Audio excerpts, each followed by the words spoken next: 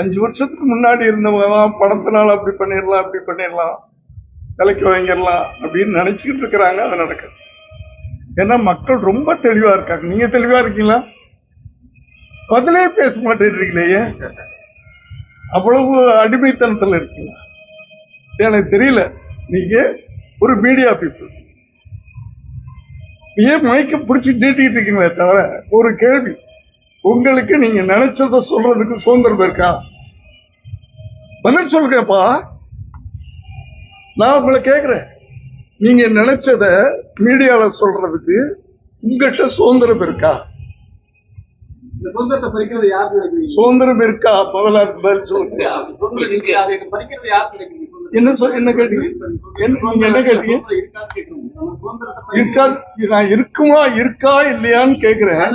அடுத்து பதில் சொல்றதுக்கே உங்களுக்கு திராணி இல்லையே. அப்ப இவ்வளவு பெரிய ஒரு கட்சி அமைச்சு இவங்களோட போராடி ஜெயிக்கணும்னு வர்றாரு.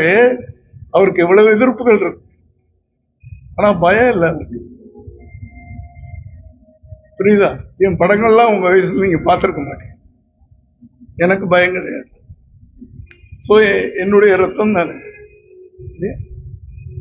நீங்க பாருங்க, அவ்வளவு சைலண்டா இருக்கீங்களப்பா. இல்ல, அது தலைவர் சொல்றப்ப என்ன சொல்லியிருந்தாங்கன்னா, ஆட்சி அதிகாரத்துல வந்து கண்டிப்பா நாங்க பங்கு கொடுப்போம் சொல்லி கொண்டு வந்து இத்தனை கேள்வி கேட்கறீங்க, நான் பதில் சொல்லணும்னு எதிர்பார்க்கறீங்க. நான் கேட்கிற ஒரு கேள்விக்கு நீங்க பதில் சொல்ல மாட்டேன்றீங்க. அதனால நான் உங்களுக்கு பதில் சொல்ல மாட்டேன்.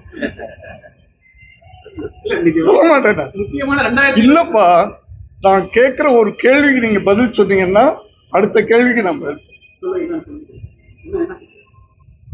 நீங்க நினைச்ச நாட்டுல நடக்கிற உண்மைகளை சொல்றதுக்கு உங்களுக்கு சுதந்திரம் இருக்கா? சொல்லு தம்பி, சொல்லு தம்பி, தைரியமா பாரு, சொல்லு. எனக்கு நீங்க சொல்லாம நான் பதில் சொல்ல மாட்டேன். நான் ரொம்ப ரொம்ப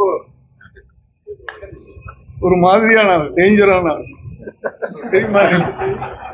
என் படங்கள்லாம் தெரியுமா உங்களுக்கு? அதனால நான் கேட்கிற கேள்விக்கு நீங்க ஒரு பத்திரிகைக்காரனா, ஒரு எழுத்தாளனா, ஒரு மீடியாக்காரனா பதில் சொல்க. நான் திருப்பி